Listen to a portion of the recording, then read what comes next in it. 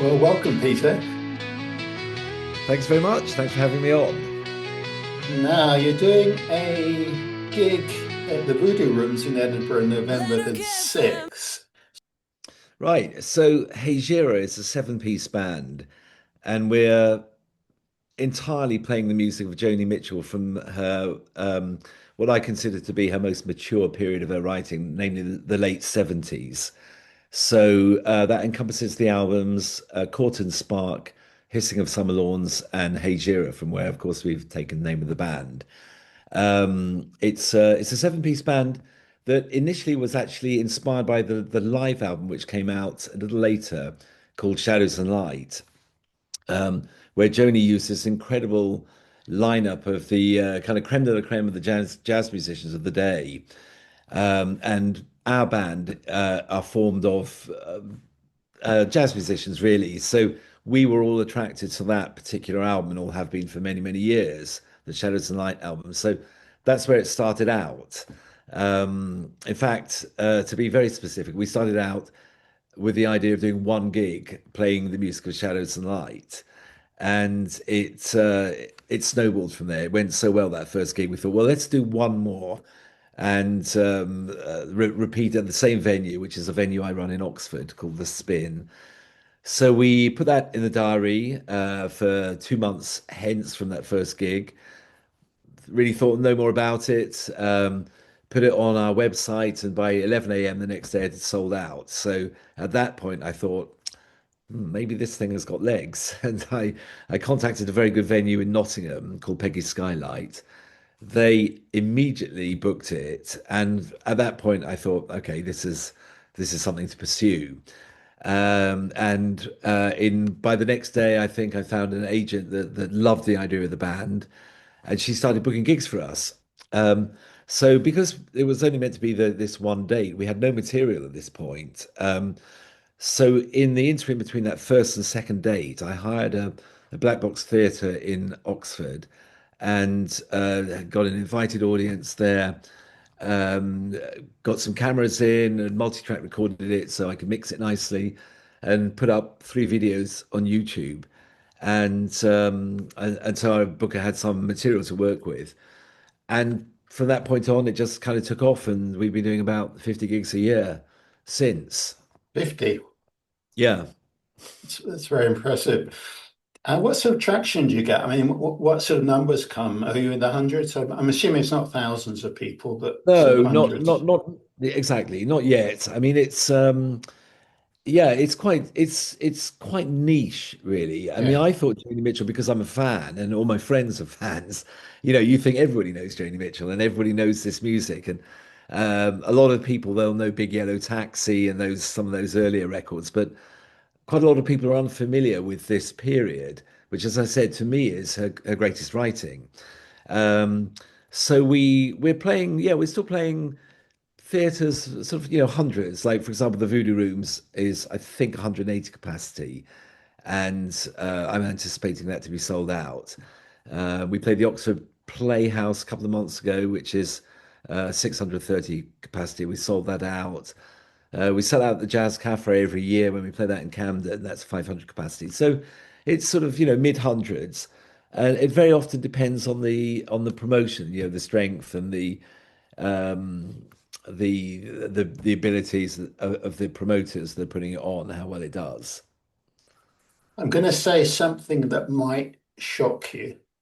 Uh, Not everybody knows who Joni Mitchell is. yes, As you probably exactly. appreciate, I'm kidding around, but obviously the younger generation probably not a great clue than most of them. Tell us a little bit about her and her music. Well, Joni, she started in the 60s, and when she launched herself, she was really in the kind of the milieu of folk singers, singer-songwriters. And when she became known, she was kind of hooked up with people like Crosby, Stills, Nash and Young. Um, uh, those people in California, James Taylor. I'm trying to think of some of the others that she was hooked up with, but that kind of milieu. Um, and she was already amongst those people recognized and kind of lauded as a singer-songwriter that was in a way, she had her own thing. Her melodies were unlike anybody else's. Her guitar playing was unlike anybody else's because as a child she suffered from polio, and as a result she couldn't grip the guitar in a way most guitarists have to do to play the various chords, and she had to simplify her fingering, and so she started to use open tunings, and that gave a kind of sound to her songs, which made her songs quite unique, in their own way. So anyway, she developed her songwriting, and she came out with these great albums like Blue, which is sort of most people consider to be her great album from that period. And then as her songwriting developed, when she got to Court and Spark, which I think is 73, um, the writing had developed to a point where she was struggling to find players in her kind of milieu that could interpret her music. And somebody said to her, "Hey, Joni, if you want musicians to interpret this the way you hear it, you need to use jazz musicians." And so she started to use jazz musicians. But what I really want to stress is that it's not jazz music. It's just, she was using musicians that could understand, had a broader understanding of harmonic structure and music in general, but they were still playing Joni's music. They weren't turning it into jazz. And I really, need to stress that to, any listeners who are listening to this and think, but I don't like jazz, I'm not going to that. Because it's not jazz. It's Joni's music. And though then, as I said, those three great albums, Court and Spark, Hissing of Some Lawns, and Hejira, she was using great jazz players at the time. And some of these songs that people will know came out of those records, like "Help Me" was a big hit. That's on Court and Spark. Um, uh, Amelia on Hejira, beautiful song. Some of these they weren't big hits, but if anybody knows Joni's repertoire, they'll know that. They'll know Black Crow, um, Just Like This Train, things like that. In France, The Kiss on Main Street from Hissing of Some Laws again. Great songs. It's kind of bigger songs than those earlier folk things. And yeah, so that's what we are focusing on. And being a seven-piece band, so here's another thing. We're not a tribute band. I just like to really stress that. We're, a tribute band that plays note for note every gig, every song. And the real tribute bands, of course, they dress up like the musicians. I mean, we're kind of far from that. However, equally important is that when I'm arranging the music, I consider the melody to be sacrosanct because that's what people know. People do know songs. They'll expect the singer to be singing the melody as Joni wrote it. So I never mess around with that. But if the melody is sung as written, it still allows me a lot of space to reharmonize, reorchestrate. I mean, a bit. I'm not drastically doing anything, but I'm doing it to the point where almost every gig people will come up to me and say, "It's really great to hear you doing that your own way, but you're respecting Joni's music." So that was a very long-winded answer to your question. Right. Well, I'm going to sound very knowledgeable now. That's only because you told me this before we went live. Hejira is an Arabic word, but what does it mean? Well, it's an anglicization of a word which has got quite a loose meaning, but from my understanding, it means it's an exodus. And Joni, I interpret her use of that word as the title track of that great record as an exodus from her former life. So she had been living kind of the rock and roll lifestyle, and everything that goes along with that. And she realized that she needed to clean up from it because it was, it wasn't healthy for her. And she went on a road trip. Uh, I think it was this one, in disguise on her own, drove all around America, and was inspired by the space and her reflections on life. And when you read those lyrics, they're, I mean, classic Joni Mitchell. It's a sort of dichotomy between really looking for freedom and a yearning for meaningful relationships, and all the songs really are like that.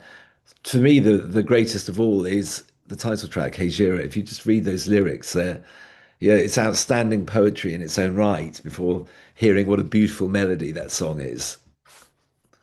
Just to wrap up with, can you tell us a bit about your own background and history?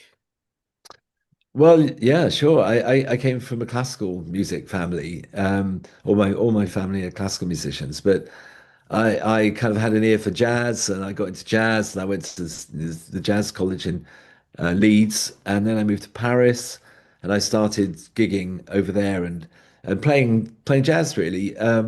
And that's kind of what I've been doing. Before that, when I was a teenager, I got into prog, as it was known in the day. Mhm. Yeah, bands like Genesis in the Peter Gabriel days, and Yes, and Emerson, Lake and Palmer, and those kind of things.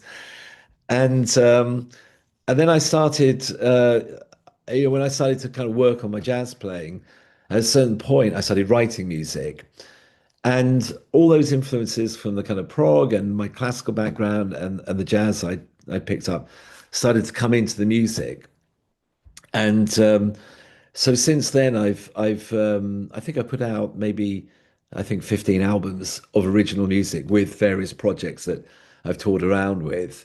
One I brought to Scotland many years ago now was called Curious Paradise, which was a band I was very happy with, five-piece band. And it was kind of, between sort of jazz and world music, I'd say, because it's quite, quite textural stuff. Again, a lot of people would say, well, that doesn't sound like jazz.